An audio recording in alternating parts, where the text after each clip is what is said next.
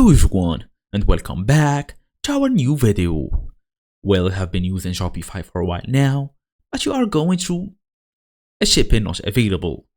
So basically, your customers are on your website looking for an item, but suddenly a shipping not available at the checkout. They will just abandon the cart. So in today's small tutorial, I'm gonna show you all of the steps needed so we can fix this type of issues fast and easy as usual. Let's get started. Well, first, open your device, make sure you are fully connected to the internet, then go through the shopify.com.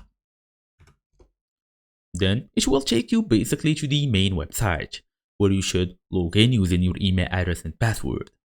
Then go all the way, make sure rates are added for each zone basically. By going through settings, then we're gonna go and look for delivery and shipping. So here basically you're gonna see all of them informations needed, including the product size, weight, and everything else. As I told you, missing or incorrect weight can break shipping rates as well. You should also check fulfillment location. Products must be assigned to a valid location. Check shipping profiles as well. Ensure products are assigned to the correct profile.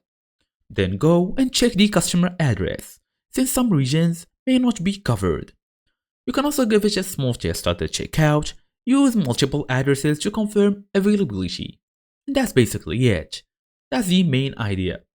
You can also upgrade your plan if you are trying to enable a third-party calculated rates at the checkout. You can basically set up a local delivery, a pickup in store if needed, estimate delivery days here is manual. You can also change this as well, standard, you can turn it off, it depends on you. So that's it. Thank you all for watching, and I will see you in the next video.